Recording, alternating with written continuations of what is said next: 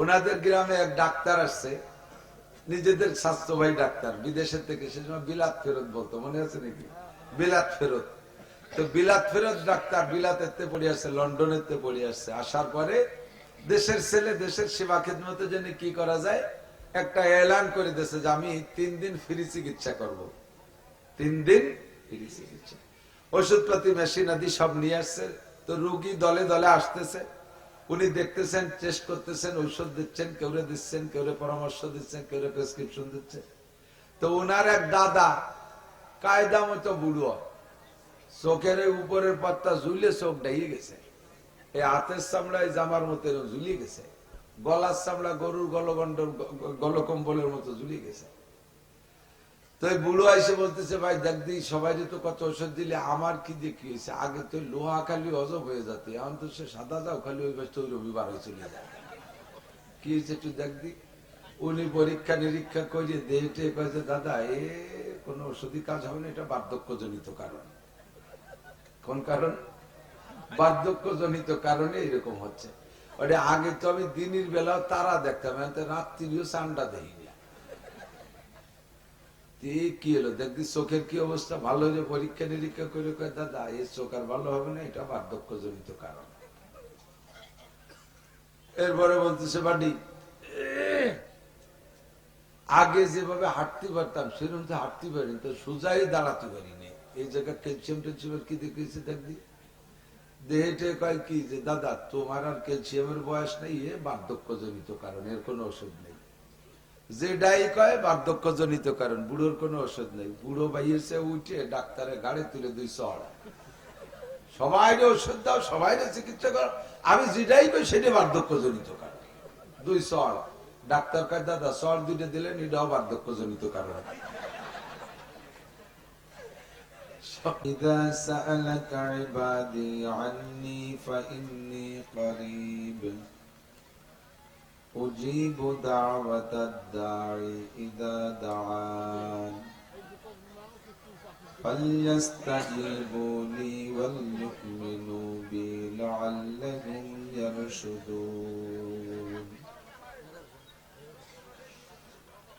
ثم قال الله تعالى ادعوني أستجب لكم وقيل 6 من لا تقبل دعوتهم أهل الشرك وأهل الكفر وأهل البدعة والمنان ومرتكب بالكبائر ومستخف بالصغائر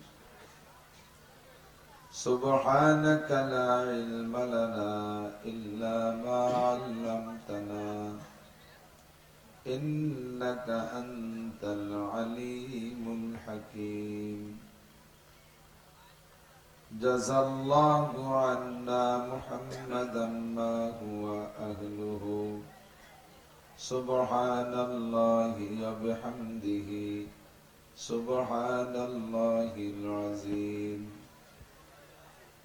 رب اشرح لي صدري ويسر لي أمري واحلل عقدة من لساني يفقه قولي رب زدني علما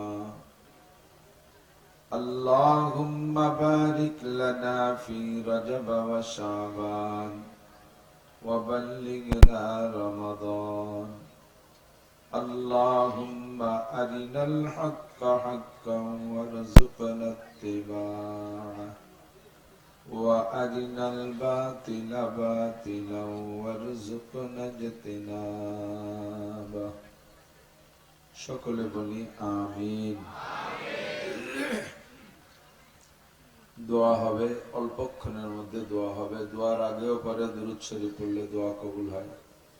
আমরা একটু আগে একবার দুরূদ শরীফ পড়ে নেই। আল্লাহুম্মা সাল্লি আলা মুহাম্মাদিন ওয়া আলা আলি মুহাম্মাদ কামা সাল্লাইতা আলা ইব্রাহিম ওয়া আলা আলি ইব্রাহিম ইন্নাকা হামিদুম মাজিদ اللهم بارك على محمد وعلى آل محمد كما باركت على إبراهيم وعلى آل إبراهيم إنك حميد مجيد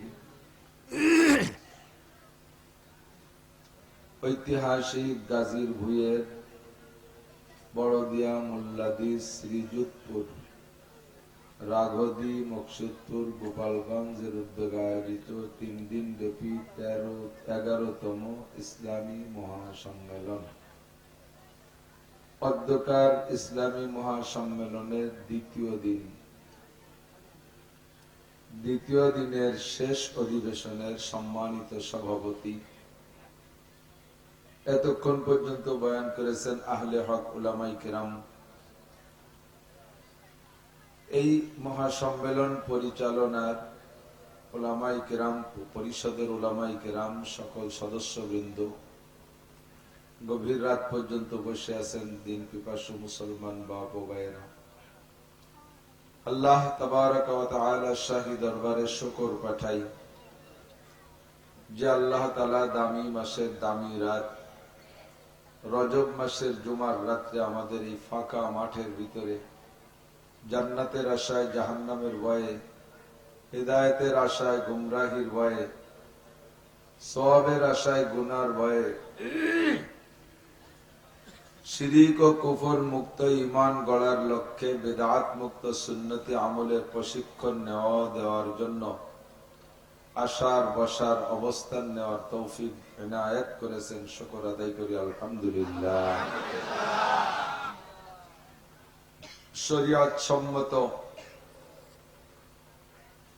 কুরআন সুন্নাহকে সামনে রেখে যে ইবাদতই করবেন ওই ইবাদতে আল্লাহ পাক খুশি হয়। আর প্রত্যেকটা ইবাদতের শেষে দোয়া কবুল হয়। নবী পাক বলেন, মুস্তাকিল ইবাদতের পরে দোয়া করলে দোয়া কবুল হয়। স্বয়ং দোয়াই একটা ইবাদত। হাদিসে আছে দুআ হুয়াল ইবাদা, দোয়া মুনাজাতি ইবাদত। ইবাদত মানে আল্লাহ পাক রব্বুল আলামিনের কাছে আনুগত্য স্বীকার করা, তার হুকুম মেনে চলা, তার কাছে প্রার্থনা করা। দিনব্যাপী মাহফিলে আলোচনা হয়েছে, দেশবরেণ্য উলামায়ে কেরাম আসছেন, শরীয়তের অনেক বিধিবিধান আপনাদেরকে শিক্ষা দিয়েছেন, জেনেছেন, বুঝেছেন।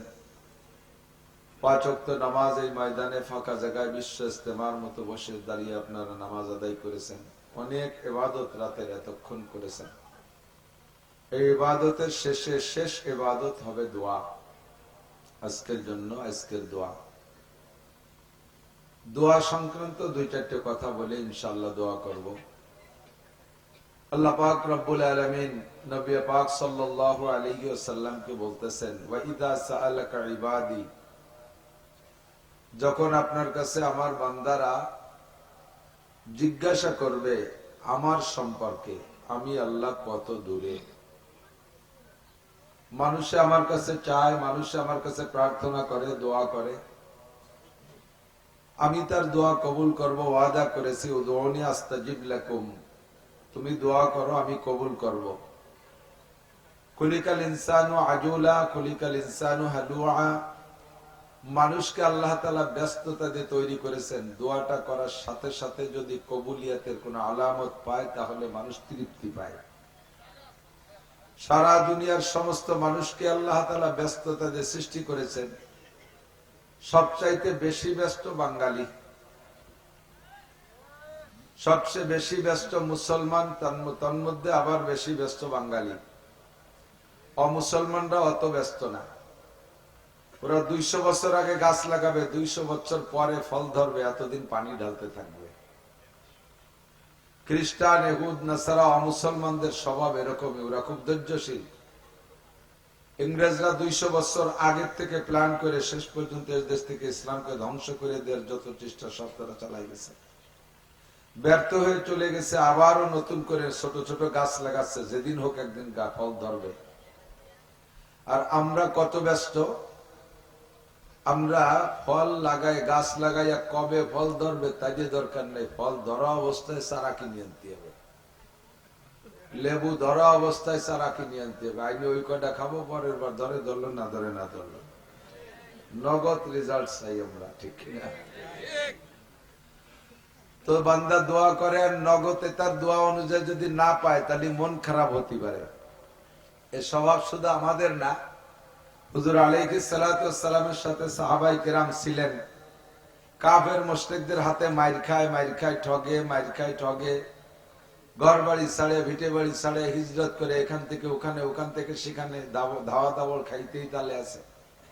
অসহ্য হয়ে সাহাবায়ে কেরাম বলেন, মাতা নাসরুল্লাহ, হুজুর তো সবসময় শুধু আল্লাহর সাহায্যের লোভ দিয়ে রাখছেন, আল্লাহর সাহায্যের কথা বলে রাখছে, এই তো আসবে সাহায্য, এই তো আসবে সাহায্য। সাহাবায়ে কেরাম বলে, হুজুর মায়ের খাইতে খাইতে দেওয়াল পিঠে ঠেকে গেল, এখনো সাহায্য আসে না, আপনি কোন সাহায্য আসবে? মাতা নাসরুল্লাহ, সাহায্য কবে আসবে?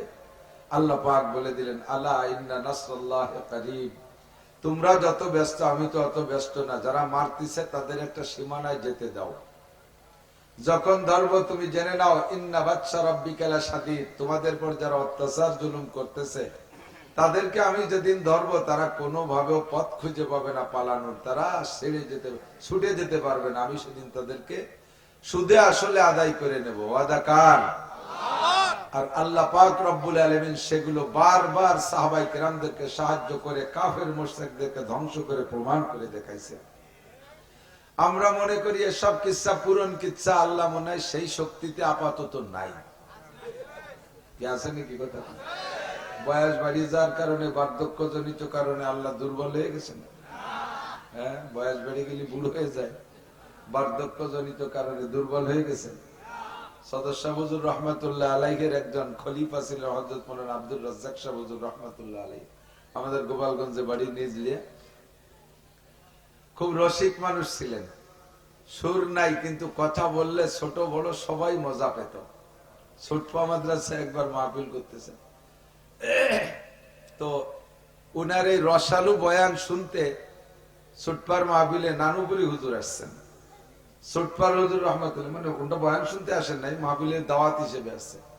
গহরডাঙ্গার মোহতাম সাহেব হুজুর, যে মানুষগুলো হাসা মানুষ না, কাশিয়ানীর হুজুর রহমাতুল্লাহ আলাইহি, ঘরের ভিতরে যার যার বসে আছে, যখন আব্দুর রাজ্জাক সাহেব বয়ান করতেছে, উনার এই রসালু বয়ানের আনন্দ নেওয়ার জন্য সব কয় বুড়ো স্টেজে চলিয়েছে, আর উনি বয়ান করতেছেন আর ওইভাবে হাসতেছেন, সবাই খুব হাসতেছে। আমরা ছোট মানুষ তাহবেমির পড়ে গেছি ফুকরেতে। কিছুক্ষণ পরে দেখি যে সবাই মাঠের মাঝখানের দিক তাকায় হাসতেছে। ঘটনা কি? হুজুরের দিক তাকানো বাদে মাঠের মাঝে তাকায় হাসে। আমি আস্তে আস্তে আগায় গেছি, যাই দেখি যে সত্যি এক বেকায়দা। হুজুরের এই হাসার ওয়াজ শুনতে শুনতে একজন হইতে হাসিয়ে দিয়ে সে আশা অবস্থায় ঘুমাই রয়েছে, তার মুখ বন্ধ হতে মনে নাই। সে ঘুমাইছে তো ঘুমাই দেন, কয়জন ঘুমাই গেছিল, আজ আরো চেষ্টা উঠে যাবে, ঘুম যখন আসে তখন ঘুম আসবে। তো হাসে দিয়ে ঘুমাই রয়েছে, ওর ওই আশা দেখতেছে সবাই। হুজুর বলতেন এইভাবে, হুজুরের ঘটনাগুলো হুজুর বলতেন, ওনাদের গ্রামে এক ডাক্তার আসছে, নিজেদের স্বাস্থ্য ভাই ডাক্তার, বিদেশের থেকে, সে সময় বিলাত ফেরত বলতো, মনে আছে নাকি? বিলাত ফেরত। তো বিলাত ফেরত ডাক্তার বিলাতেতে পড়ে আসছে, লন্ডনেতে পড়ে আসছে। আসার পরে দেশের ছেলে, দেশের সেবা খেদমতের জন্য কি করা যায়, একটা এলান করে দিয়েছে যে আমি 3 দিন ফ্রি চিকিৎসা করব। 3 দিন ফ্রি চিকিৎসা, ওষুধপাতি মেশিন আদি সব নিয়ে আসছে। তো রোগী দলে দলে আসতেছে, উনি দেখতেছেন, টেস্ট করতেছেন, ঔষধ দিচ্ছেন, কেউরে দিচ্ছেন, কেউরে পরামর্শ দিচ্ছেন, কেউরে প্রেসক্রিপশন দিচ্ছেন। তো উনার এক দাদা কায়দা মতো বুড়ো, চোখের উপরের পাত্তা ঝুলে চোখ ডাইয়ে গেছে, এই হাতের চামড়ায় জামার মতো ঝুলিয়ে গেছে, গলার চামড়া গরুর গলকম্বলের মতো ঝুলিয়ে গেছে। তো এই বুড়ো এসে বলতেছে, ভাই দেখ দি, সবাই তো কত ওষুধ দিলে, আমার কি দিয়ে কি হয়েছে? আগে তো লোহা খালি অজব হয়ে যেত, এখন তো সে সাদা যাও খালি ওই রবিবার হয়ে চলে যায়, কি হয়েছে একটু দেখ দি। উনি পরীক্ষা নিরীক্ষা করিয়ে দেহটে কয়েছে, দাদা এ কোন ওষুধই কাজ হবে না, এটা বার্ধক্যজনিত কারণ। কোন কারণ? বার্ধক্যজনিত কারণে এরকম হচ্ছে। ওটা আগে তো আমি দিনের বেলাও তারা দেখতাম, রাত্রিও চান্ডা দেখি না। কি হলো দেখবি চোখের কি অবস্থা, ভালো হলে পরীক্ষা নিরীক্ষা করে কয় দাদা এই চোখ আর ভালো হবে না, এটা বার্ধক্য জনিত কারণ। এরপরে বলতেছে বাড়ি আগে যেভাবে হাঁটতে পারতাম সেরকম তো হাঁটতে পারিনি, তো সোজাই দাঁড়াতে পারিনি। এই জায়গায় ক্যালসিয়াম টেলসিয়ামের কি দেখেছি দেখবি দেহেটে কয় কি যে দাদা তোমার আর ক্যালসিয়ামের বয়স নেই, এ বার্ধক্য জনিত কারণ, এর কোনো ওষুধ নেই। যেটাই কয় বার্ধক্য জনিত কারণ, বুড়োর কোনো ওষুধ নেই। বুড়ো বাইয়েছে উঠে ডাক্তারের গাড়ি তুলে 200 সবাই ওষুধ দাও, সবাই চিকিৎসা করো, আমি যেটাই কই সেটা বার্ধক্য জনিত কারণ। 200 ডাক্তার কয় দাদা 100 দুইটা দিলেন, এটাও বার্ধক্য জনিত কারণ। বয়স থাকলে বসতেন যে একটা এমবিবিএস ডাক্তারে চড়ানো যায় না, বার্ধক্য জনিত কারণ। আল্লাহ পাক আমাদের দোয়া কবুল করতেছে না, আমাদের কিছু দেখাচ্ছে না। আল্লাহ কি শক্তিতে দুর্বল হয়ে গেছে? বার্ধক্য জনিত কারণ। আল্লাহ কয় আমি দেখি ফামাহিলিল কাফিরিনা আমহিলহুম রুয়াইদা, সুযোগ দিয়েছি কাফেরদেরকে, দেখি কত উপরে উঠতে পারে। যত উপরে উঠানো যায় আষাঢ়ে তত জোর বেশি হয়। কতক্ষণ স্টেজের থেকে গড়াই পড়লে, স্টেজের থেকে গড়াই পড়লে মরে না, খাটের থেকে গড়াই পড়লে একটু ব্যথা পায়, হাত পাও ভাঙতে পারে, মরে না। 200 হাত উপরের থেকে যদি আষাঢ় দেয় তাহলে মরে কি বাঁচে? মরে কি মরে না? মূর্তি পুরো নিচে পর্যন্ত আসা লাগে না, অর্ধেক পথেতে মরে যায়, বাকিটুক পড়ে ভাও। কতক্ষণ যত উপরে নিয়ে যায় আষাঢ়ে তত জোর হয়। আল্লাহ নমরুদকে উপরে নেছে, আষাঢ় দিয়ে মেরে দিছে। ফেরাউনকে উঠতে সুযোগ দিছে, আষাঢ় দিয়ে মাইরা দিছে। কারুনকে উঠতে সুযোগ দিছে, আষাঢ় দিয়ে মাইরা দিছে। আবু জাহেলকে উঠতে সুযোগ দিছে, একে আষাঢ়ে শেষ কইরা দিছে।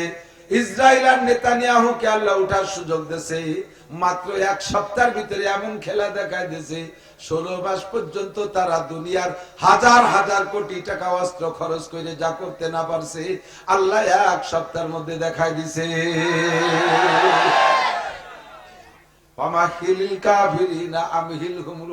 তোমরা খালি কও যে আল্লাহ কি রে, আল্লাহ কি রে, আল্লাহ দেয় না কেন?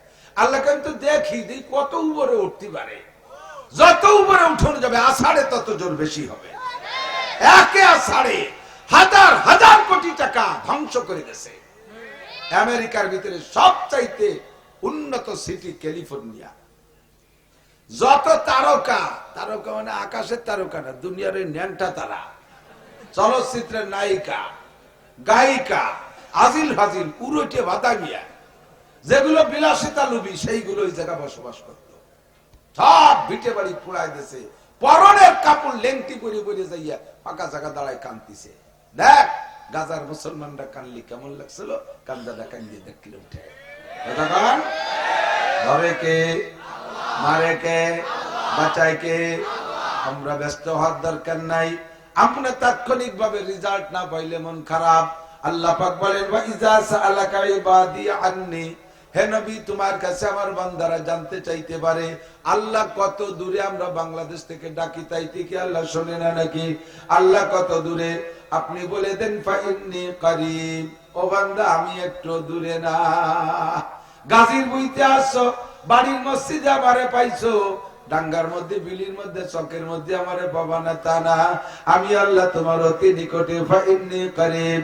এই গভীর রাতে উজিবু দাওয়াতাদ দাঈ ইযা দাআন, বিছান থেকে উঠে এসো, দোয়া করো, আমি তোমার দোয়া কবুল করার জন্য এখনই আমার রহমতকে আখেরি আসমানে পাঠিয়ে দিচ্ছি। এখনই আমার রহমতকে আখেরি আসমানে পাঠিয়ে দিচ্ছি। তুমি দোয়া করবা, আমি কবুল করব। উদউনি আস্তাজিব লাকুম, দোয়া করো, দোয়া কবুল করব। এবার বলি আল্লাহ এই কাজের বইতে তো 11 বছর ধরে আসতেছি, কত দোয়াই ভাগাডাঙ্গাইতে করে গেলাম, তেমন তো দেইতেই না কিছু। আল্লাহ কয় দোয়া করো ঠিক, কিন্তু দোয়া কবুল না হওয়ার আকামটাও তো করো ঠিক। হোমিওপ্যাথ ঔষধ খাইলে রোগ সারে, কিন্তু হোমিওপ্যাথ ঔষধের একটা দুর্বলতা আছে। হোমিওপ্যাথ ঔষধ খাইয়ে তেঁতুল খালি ওষুধের কাম সারা কাজ হয় না। পিএস খালি দেয় না, হোমিওপ্যাথ ওষুধ খাইছেন নাকি?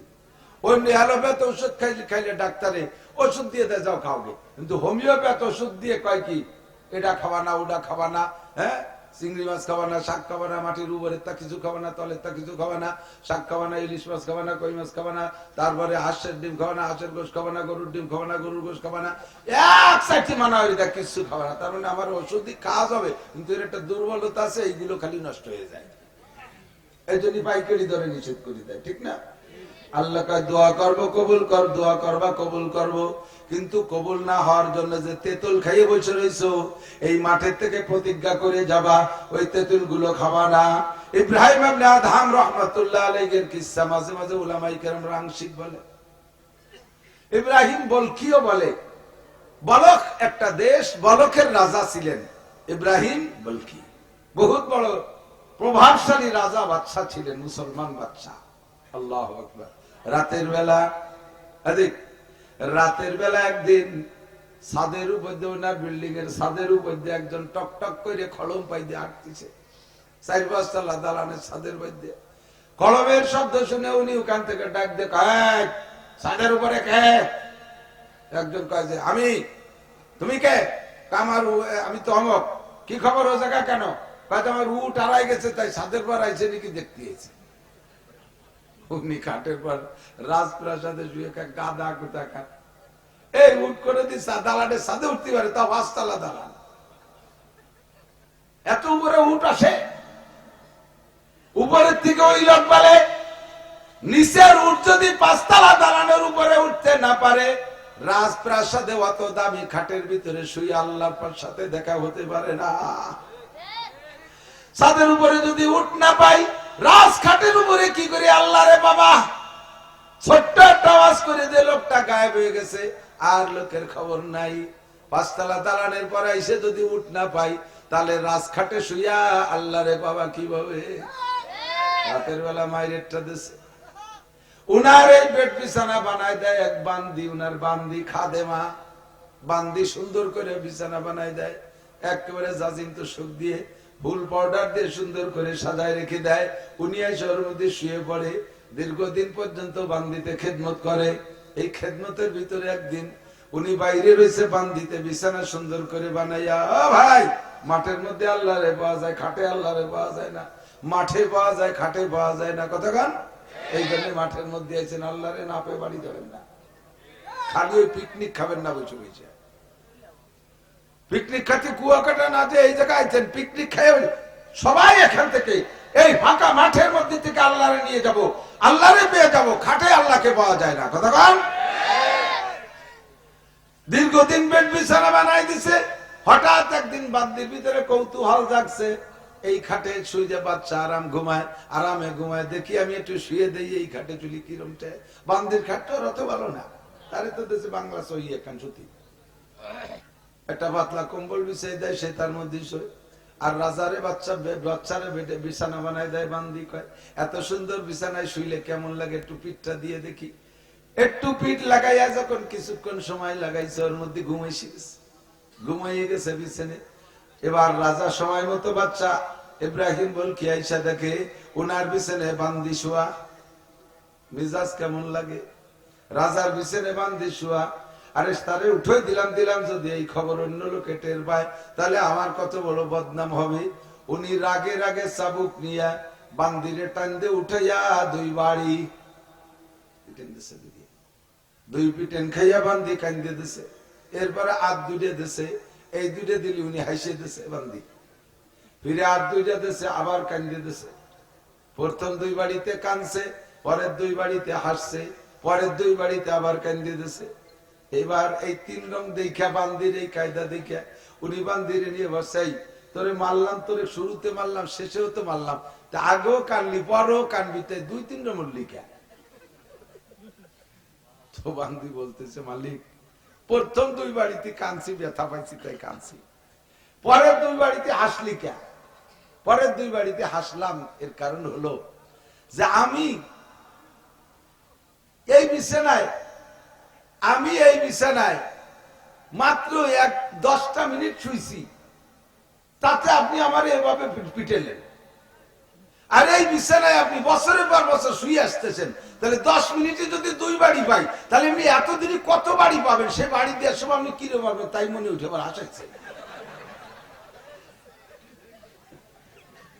পরের বাড়িতে আবার কানলিকা, পরের বাড়িতে কানলাম, আমি আপনার নুন্নুটি খাই আপনার বাড়ি বসবাস করি, আপনার খেদমত করি, কিয়ামতে আমার সামনে আমার মালিক রে আমার আল্লাহ পিটাবে, আপনি কাঁদবেন। ওই কথা মনে উঠে আমার মায়া লাগছে, তাই আমি কাঁদতেছি। ইব্রাহিম ইবনে আদম কয় তাহলে ঠিক আছে, আর হবে না। আয়েতে হাম মিসলে বুলবুল সায়রে গুলশন কে লিয়ে खुश रहो ऐ बागबानों, मैं तो अपना घर चले, ले ले माली बाग ले ले, मैं तो अपना घर चले। মন্ত্রী পরিষদ দাইকে কয়, আরে পাঁচতলা দালানের পর যদি উঠ পাওয়া না যায়, খাটে বসে আল্লাহরে পাওয়া যায় না। বান্দি আমার আজকে চরম শিক্ষা দিয়ে দিছে, বান্দি আমারে চরম শিক্ষা দিছে। 10 মিনিটের জন্য এই খাটে শুইলে যদি সে 6 বাড়ি পায়, আমি বছরের পর বছর ঘুমাইলাম এই খাটে, আমার কি পরিমাণ পিটন হবে। এই খাটে আর কোনোদিন ঘুমাবো না। এই বলে সব কিছু মন্ত্রী পরিষদের কাছে বুঝে দিয়ে একেবারে বিলকুল পাগল হইয়া গাজীর ভিটে চলে আইছে। জঙ্গলে জঙ্গলে কাটায়, এমন ছদ্মবেশ হয়ে গেছে, এমন পাগল হয়ে গেছে, বাড়ির সব কিছু থাকা সত্ত্বে কাহারো কাছে কোনো সম্পর্ক নাই। যেই পোশাকে আসছে ওই পোশাক পরে চলতেছে, ছিঁড়ে যায়, বসে বসে সেলাই করে, সাগরের পাড়ে বসে জামা সেলাই করতেছে। মন্ত্রী বর্তমানে যারা ক্ষমতায় আছে তারা ওখান দিয়ে যায়, আইসে দেখে পাগলটা বসে এই করতেছে। ওনার পরবর্তী যিনি প্রেসিডেন্ট, সে বলতেছে আপনার সুখে খাতে ভূতি কিলাই, এত আরামে এসেছিলেন, সব পেলাই তো এখন সুই সুতে দিয়ে নিজের জামা সেলাই করেন, আপনি এর মধ্যে পাইছেন কি? কি পাইছি দেখবি, কয় দেখা কলি রাগ করে সুই ধরে বানিয়ে ফেলাই দে, যা সুই দিয়ে সেলাই ওরা যদি তোকে সোয়ে পড়ে, আমার এই সুই দিয়ে কাপড় ছিল যদি তোকে খারাপ এ সুই রাখো রাখে ফেলাই দিয়েছে। মন্ত্রীরা কয় ছেলে একটু সুই তাও ফেলাই দিলে, এখন কি করবেন, ছিঁড়ে গেলে আপনি জামা সেলাই কি দিয়ে? কয় যে সুই আমার অভাব আছে নাকি, সুইয়ের ব্যবস্থা আল্লাহ করে দেবে। কিভাবে? কয় যে পানিরে যদি বলি, সাগরে যদি বলি আমার সুইটা লাগবে, তাহলে এখনই দেখবি সুই চলে আসবে।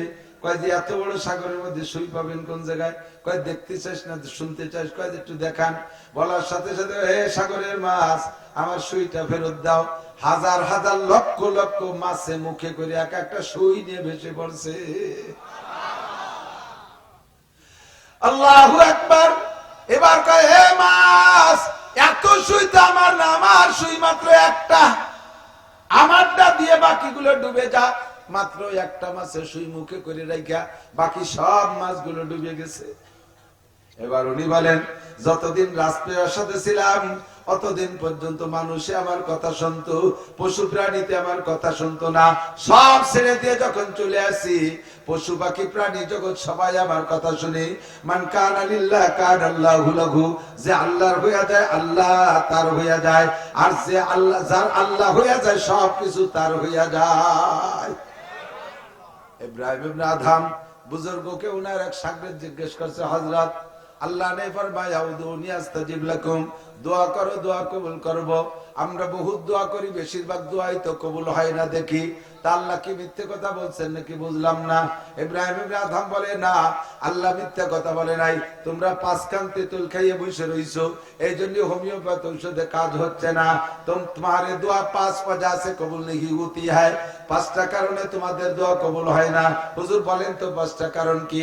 কয় 1 নম্বর কারণ হলো तुम अल्लाह को मानते हो, अल्लाह के अल्लाह बोले स्वीकार करो, लेकिन उसका हक अदा नहीं करते हो, किंतु আল্লাহর হক আদায় করো না, আল্লাহর যা পাওনা তা পরিশোধ করো না, শুধু মুখেই বলো আল্লাহ আছে। এ ভাই আল্লাহ আছে না নাই? একটু বলেন আছে। কয়জন আছে? কয়জন? কুল হু আল্লাহু আহাদ, পড়েন কুল হু আল্লাহু আহাদ। আল্লাহ কয়জন? এ কথা মুখে স্বীকার করেন। আল্লাহর কোনো হক আছে না নাই? কি হক আল্লাহর আছে? খাওয়ায় আল্লাহ, পড়ায় আল্লাহ, বাঁচায় আল্লাহ, মারে আল্লাহ, ধন দেয় আল্লাহ, দৌলত দেয় আল্লাহ, ছেলে দেয় আল্লাহ, মেয়ে দেয় আল্লাহ, সব কিছু আল্লাহ করে। আল্লাহর 1 নম্বর হক, 5 ওয়াক্ত নামাজ তুমি নিয়মিত পড়ো না বান্দা, আল্লাহর 1 নম্বর হক তুমি নষ্ট করো। বিপদ আপদে পড়লে আল্লাহর কাছে যতটুকু চাও, দুনিয়ার নেতাদের কাছে তার চাইতে বেশি চাও, খাজা বাবা পীর বাবার কাছে চাও, বিদাতি পদ্ধতিতে যেখানে শয়তানি চলতেছে সেই জায়গায় যে মুনাজাত করো, খাজার কাছে ছেলে চাও, বট গাছতলা, মান্দার গাছতলা, ইজেল গাছতলা যে মান্নত করো, এগুলো সব আল্লাহর হক নষ্ট করো। আল্লাহকে মানো কিন্তু আল্লাহর হক আদায় করো না। বেকায়দায় পড়ে গেলে যখন সবাই ব্যর্থ হয় সেই সময় সমুনাজাত করতে, আল্লাহ কয় সুযোগ মতো তুমি ছিল উল্টো দিকে, আর এখন বেকায়দায় পড়ে আমার কাছে আসছো, কাজেই তোমার দোয়া কবুল করা হবে না।